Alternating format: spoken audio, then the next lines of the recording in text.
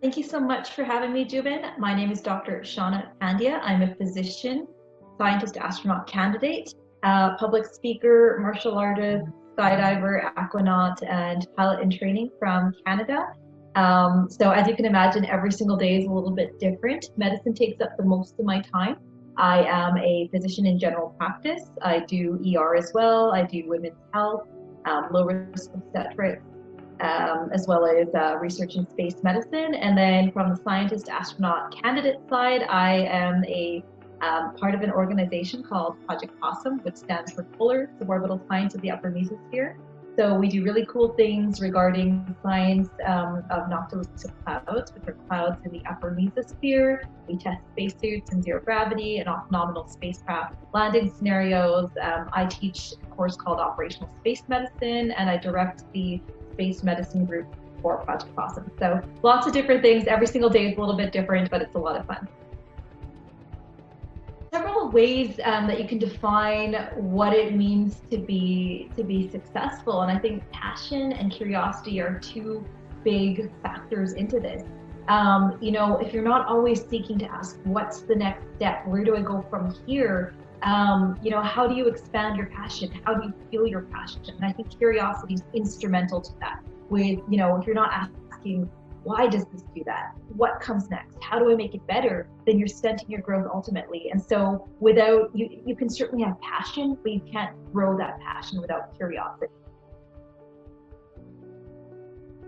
That's a really good question as to, when you have so many dreams and goals, how do you make those reality? And the difference between a dream and a goal is just a dream with a plan. And so for me, I always talk about checklists and how important they are to my life and getting things done. And when it comes to goal setting, I talk often about a rate of scan. And this is a lesson that I've learned from piloting. But if you're driving a car, it's no different. When you're driving a car, you're maintaining a rate of scan between the road ahead of you, your rear view mirror, your dashboard, and you're constantly looking between all of these locations. And the idea is, where are you now in location to where you want to be, and where you've been, and what is your progress in relation to what you want it to be. And it's no different with goal setting. What is your ultimate goal? Where are you on that path, and how are you progressing towards that? And so the way that rate of scan translates into goal setting is you make your ultimate long-term goal, whether it's, you want to go to Mars, or, you want to be a doctor.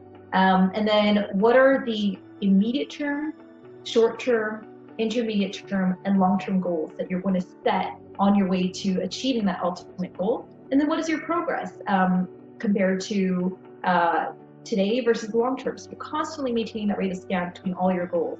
And that's what I do to keep myself focused and on top.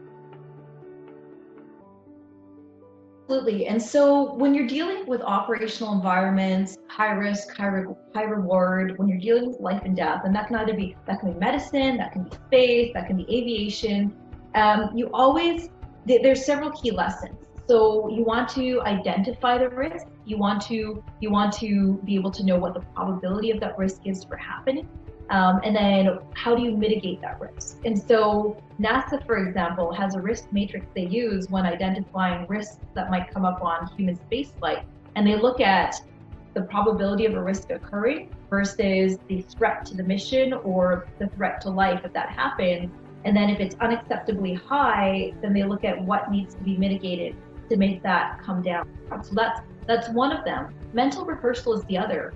So mental rehearsal for the best case and the worst case scenarios. So for example, when I'm working in the emergency department, I'm constantly saying, okay, what if someone comes in active cardiac arrest? What if I need to intubate someone?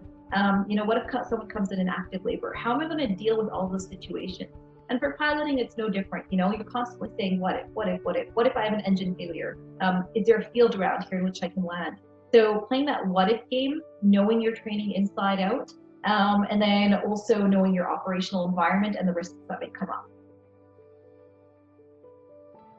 That's a really great question about mental health, and I think the best example is thinking of a house. You can have the most beautiful, you can have the most exquisite house, but if the foundation isn't solid, then the house can't provide shelter. And so the analogy to humans is, if we aren't priming ourselves to be as healthy as possible, to have solid foundations, then how can we perform at our best? And so mental health is really important. And that's why we talk about checking in with ourselves, checking in with loved ones, engaging in self-care, taking a step back, giving ourselves that downtime that we need to, so that we can ultimately perform at our best for ourselves and our team. For me, I think one of my key takeaways is resilience, psychological resilience. And so I talk about this lots because it's so important. And so resilience, for those who aren't familiar with the term, is the ability to bounce back when things get tough and to maintain that steady go pace when times are going well and you just need to perform at your best. And it's also known as grit, as mental toughness, or simply psychological resilience. And contrary to what most people might think, it's not just something you're born with, but something that can be cultivated. And it comes down to several key components, namely impulse control, so resisting the urge to give up, positive self-talk, telling yourself that you got this, having positive social support, so checking in with people who will help you and maintain that positivity, breaking things down. So rather than saying, oh my gosh, how am I ever going to achieve this ultimate goal? How am I ever going to end up being a pilot or a doctor? You say, what is the next step that I need to do to get there? And then finally, we talked about this a little bit, mental rehearsal. So practicing for the best and the worst case scenarios. What happens if this happens? What if, how will I react? What if the best case scenario happens? Where do I go from there? What if the worst case scenario happens? What would my plan B, plan C, plan D be? So I would say that would be my biggest lesson.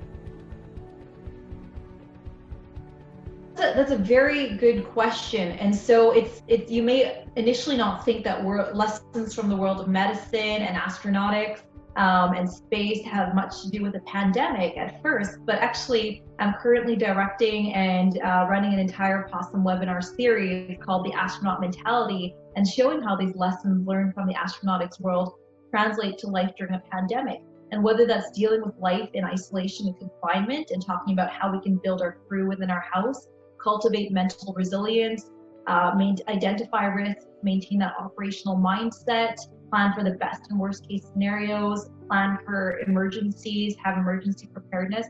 All of these lessons, they translate to life during a pandemic. And so for anyone who's interested in learning more, I urge you to check us out. You can find us by Googling projectpossum.org as well as space medicine. And our entire webinar series is available, has been recorded. I could talk about this for hours, but basically there's all these lessons from the operational world that have become very, very pertinent to life during the current COVID pandemic. Absolutely. My message to anyone who has a goal, who has a vision, who wants to try to do something that hasn't been done before, my advice to you is just start. Work really, really, really hard to achieve your goals. Have a plan to get there. So remember, the difference between a goal and a dream is just a goal without a plan. And finally, act like you belong here, because you do. Don't let anyone say that, oh, you're too such and such, you're too so and so, you're too young, you're too female, you're too of this, of such and such. Nobody has the right to tell you don't belong there. As long as you have that passion and you're willing to work hard and put in the work, you absolutely belong here. So whatever it is you want to do, just start. Public, I would say that these are very, very different times. I don't think any one of us would have anticipated 2020 starting off like this. I certainly didn't. But that doesn't mean that we have to be disheartened or we should take the situation and be beaten down by this. In every storm, there's a silver lining. And take this opportunity to express gratitude for what's going well in your life. Take this time to focus on things that you previously never had opportunities to work on. So my travel schedule has been completely canceled at this point, but I'm grateful for that because it gives me time to catch up on things I previously didn't have time to do. So just think differently, adapt, be grateful, and take the time to use this time productively and constructively. And as always, be safe, wash your hands, and maintain social distance.